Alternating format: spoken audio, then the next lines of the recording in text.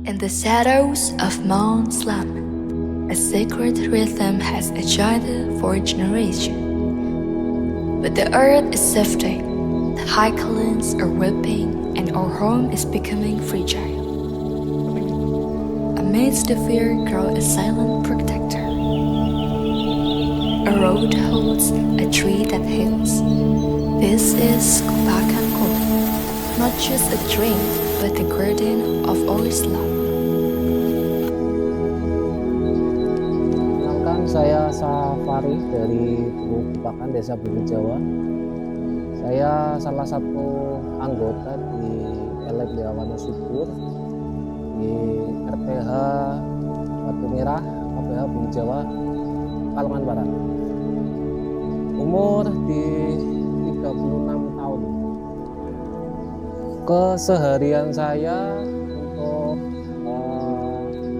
tiap pagi di perkebunan, merawat kopi, menanam, dan edukasi kepada masyarakat terkait pemeliharaan, pruning, dan lain sebagainya. Untuk komunitas seperti pada umumnya, petani muda di wilayah pedesaan, bangun pagi, ngopi, berangkat ke kebun, melakukan aktivitas seperti pada umumnya. 2018 awal untuk LMDH, saya sendiri langsung turun ke lapangan menanam sekitaran 2 hektar. Untuk kendalanya pasti banyak, terkait tadi karena masyarakat sekitar masih fokus di tanaman kopi sayur, kol, cabai, dan sebagainya. Banyak yang kurang sependapat bahwa kopi prosesnya lama, sedangkan mereka yang memang dominannya ke sayur nggak mau mengikuti. Salah satu tantangannya mungkin itu. Jadi banyak pendapat yang kurang enak yang masuk. Untuk kopi sendiri ada 2 jenis. Kalau yang saya pelajari, untuk kopi jenis Arabica, karakternya dia di atas 1000 mdpl. Untuk dia bisa menghasilkan buah yang bagus, pertumbuhan pohon yang cepat, dia harus ditanam di atas ketinggian 1000 mdpl di atas permukaan laut. Terkait satu, cuaca. Untuk kopi Arabica dia butuh wilayah yang cuacanya dingin, yang berkabut dan macam-macam terkait lokasi wilayah gunung ya. Untuk kebutuhan tanam, kalau yang sudah saya lakukan, kebutuhannya tadi yang pasti tenaga, SDM, pengetahuan di seputaran kopi, terusan di cara tanam, cara perawatan, cara pupuk, dan sebagaimana petani menjadikan kopi ini semakin bagus, butuh garam dan lain sebagainya. Dulu saya pernah tanam kopi jenis Arabica, varietasnya di Yolokatura. Dia hamparan tanpa naungan. Untuk pertumbuhannya tidak sebagus kopi yang saya tanam di bawah tegakan. Menurut saya untuk karakter kopi Arabica, dia wajib bernaungan, harus ada pohon pelindungnya. Yang pertama, kopi Arabica tidak boleh terkena paparan sinar matahari langsung. Ketika pohon kopi langsung terkena, berdampak kepada tanamannya itu sendiri. Dia karakternya tidak bisa terkena panas langsung. Untuk karakter kopi Arabica beda dengan kopi Robusta yang memang secara karakternya dia lebih hangat naungan hanya beberapa persen, dia bisa menghasilkan buah yang begitu bagus. Kalau untuk Arabica yang saya pelajari, yang saya ketahui tidak sama dengan robusta. Untuk naungan di perkebunan khususnya di wilayah Bumi Jawa, naungannya masuknya ke pinus. Karena memang untuk lokasi yang kami tanam masuk di hutan produksi tanah negara yang dikelola sama Perum. Jadi kami menanam kopi untuk kebutuhan kami. Kami juga merawat pinus untuk negara terkait getah atau kayu yang nanti bakal dipanen. From the roots to curd to mountains comes a harvest of resilience. This is where the life-saving tree begins its transformations into the perfect cup. Nama saya Muhammad Ibrahim, biasanya dipanggil Ibo di sini. Saya di bagian proses kopi yang pasca panen. Prosesnya itu ada full wash, honey, natural, sama wine. Tapi kalau yang robustanya itu khususnya itu natural aja. Soalnya susah nanti dibikin macam-macam proses lebih enak Arabica. Setelah panen itu yang paling banyak saya buat itu ya full wash. Full wash itu ya setelah pemetikan itu langsung dikupas kulitnya. Setelah itu melewati proses pencucian, habis itu dijemur proses sampai kering. Setelah itu ya nanti kan ada kulit cangkangnya itu nanti dikupas lagi, soalnya nanti hanya menyisakan biji kopinya saja tanpa ada bit. Setelah itu proses roasting. Kalau proses roasting itu ya kopi disangrai sampai matang, sampai siap digiling, siap dikonsumsi, gitu simpelnya.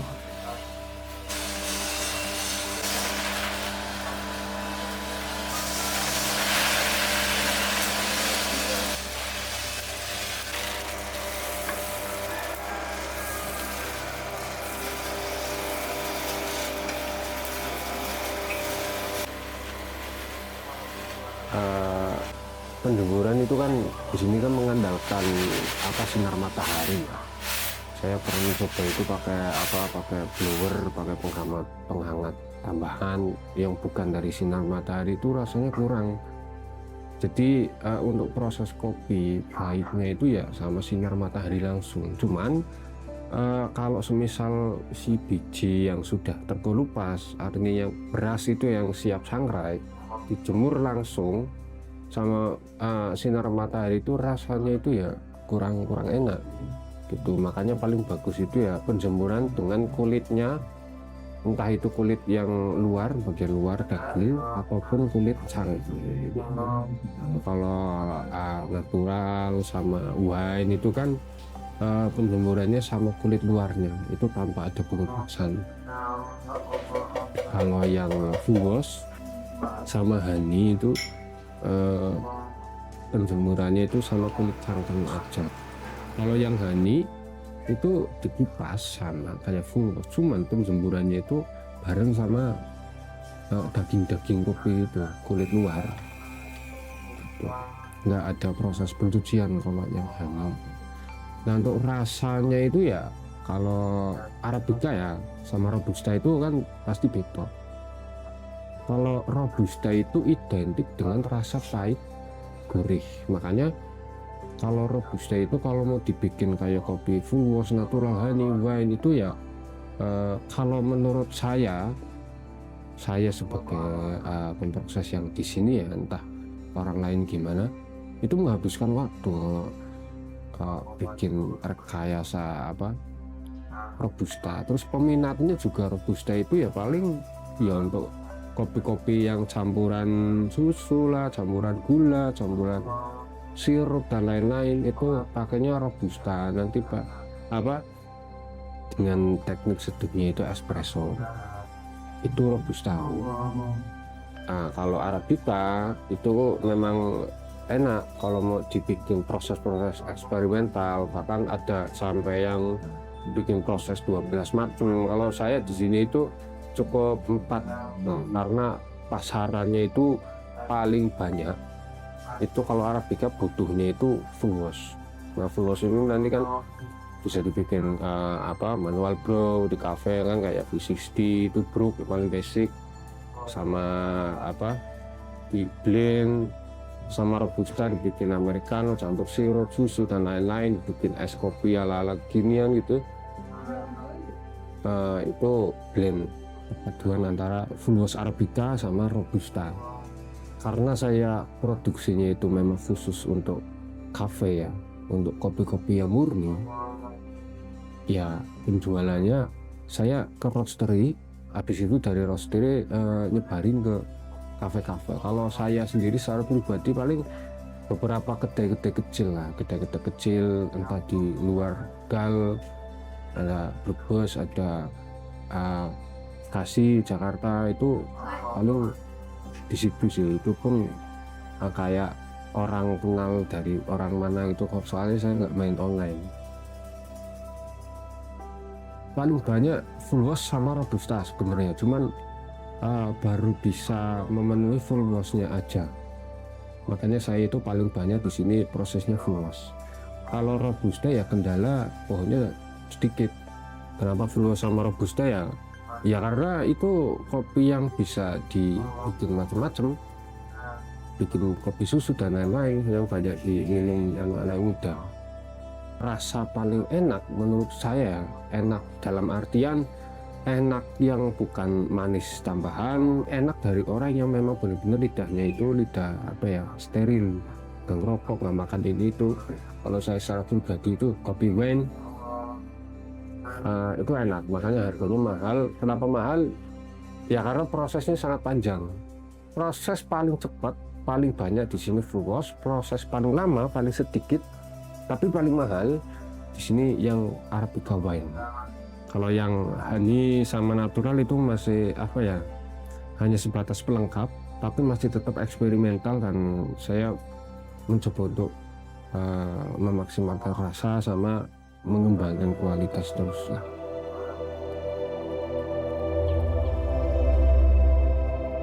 Untuk kopi di Bumi Jawa ini, khususnya di daerah sini dan umumnya di daerah Bumi Jawa itu, pada waktu zaman Belanda itu sudah ada mulai. Termasuk di Bumi Jawa itu kan ada yang namanya gudang kopi. Pas tepatnya sekarang itu menjadi SD Bumi Jawa 2 di belakang kantor Camat Bumi Jawa ya. Nah itu di situ tepatnya, gudangnya di situ. Namun lambat laun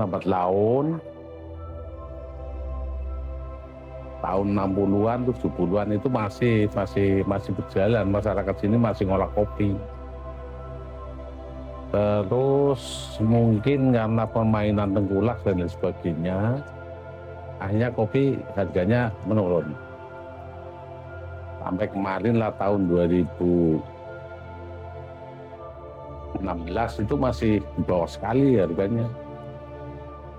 Waktu tahun 2016 itu paling 16.000 sampai 20 kisaran gitu.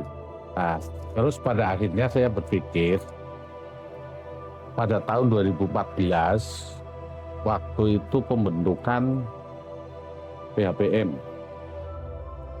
Jadi membentuk LMDH, Lembaga Masyarakat Desa Hutan. Karena saya sendiri sebagai anggota LMDH juga mengajukan itu untuk menanam kopi di bawah tegakan. Nah itu kan yang menanam itu masyarakat, dan sedangkan untuk perhutani sendiri itu menanam pohon pinus harusnya. Nah, akhirnya masuk kebetulan itu yang hadir di sini itu termasuk juga dari ADM Provinsi Jawa Tengah, itu kan hadir juga. Alhamdulillah setelah itu masuk tahun 2014 itu sudah mulai ada kan gerakan yang ditangani oleh Perhutani, itu membagikan bibit kopi namun masyarakat membeli. Nah, dengan waktu itu sebenarnya di sini itu sudah dibagikan sekitar ya menanam sekitar 15.000 pohon waktu 2014. Tapi sampai tahun 2016 yang 15.000 itu ditanam, paling yang hidup sekitar 500 pohon. Dari situ saya juga punya ide bahwa nanti kalau kopi itu bagus dan saya mempelajari tentang kopi, kebetulan saya punya teman di Gayo, Aceh Tengah, yaitu dia memang pemain kopi. Kebetulan tahun 2016 akhirnya saya ke sana karena ya melihat lokasi sana sampai 2 bulan di sana dan belajar kopi. Akhirnya saya tahu, setelah itu pulang dari sana saya membawa bibit kopi Arabica Sigara Rutan dan Ateng Super itu campuran. Terus saya semaikan, saya bagikan ke masyarakat Suki tanpa beli. Nah, terus setelah itu saya olah. Waktu 2016 itu di sini belum ada, hanya 500 pohon. Itu baru panen pertama, masih sedikit sekali. Saya ngambil dari daerah ini, Karangsari, Pulau Sari. Saya ngambilnya saya. Terus saya proses ini. Setelah proses, cobaan dan sebagainya, ya alhamdulillah apa yang saya pelajari di Aceh Tengah itu pas bisa berhasil. Dengan waktu itu saya bisa mengolah ya sekitar ada 8 macam varian dengan cita rasa yang berbeda. Setelah itu saya memberikan sosialisasi kepada masyarakat ya mulai dari tahun 2016 ya 2000 sampai sekarang lah masih. Ini baru mulai berkembang lah sekitar tahun 2000 ke sini. Tahun 2000 ke sini baru mulai berkembang agak banyak lah. Kenapa? Waktu itu ya harganya kalau petik buah itu pada tahun 2016 itu ya masih sekitar 4.000-an lah per kilo. Iya, kalau kopi lokal sini malah hanya sekitar 2.000, 2.500. Itu waktu itu 2016. Berarti kan harga masih rendah banget. Setelah itu saya beli kopi tahun 2016 itu seharga 4.000, 5.000 sampai itu. Saya olah. Setelah saya olah, ya alhamdulillah hasilnya seperti ini, ada 8 macam yang pada akhirnya di Tegal itu yang 4 macam yang masuk, yang disukai 4 macam. Ada wen, ada natural, terus honey, dan full wash. Ini yang sekarang sudah ada, itu dari jenis Arabica. This is a hope for nature and the heart of the struggle. Hutan-hutan di sekitar Gunung Slamet itu, ya kan, bisa kembali lagi, ya kan, sebagaimana fungsinya hutan. Dan di daerah lain pun bisa. Apakah harus dengan kopi? Kan enggak. Seperti kayak di Balapulang itu kan pohon jati dan sebagainya. Yang pas di sana itu apa kan gitu. Bisa menambah ekonomi masyarakat jelas. Harapan saya untuk orang-orang yang kenal sama saya, yang konsumsi kopi saya, sama terutama kelompok kayak kelompok dokumentasi, kelompok Fugas dokumentasi, Dani Salsa dan lain-lain. Semoga bisa merasakan perjuangan yang ada di sini lah, bisa mempromosikan perjuangan yang ada di sini, baik itu perjuangan tentang penghijauan hutan, baik itu perjuangan tentang apa ya, melawan orang-orang yang rusak hutan, terutama itu kan susah. Jadi apa ya, intinya adalah mari kita menjaga lingkungan kita, entah itu di laut, entah itu di pegunungan, tapi yang bermanfaat gitu, menjaga tapi yang manfaat gitu sih.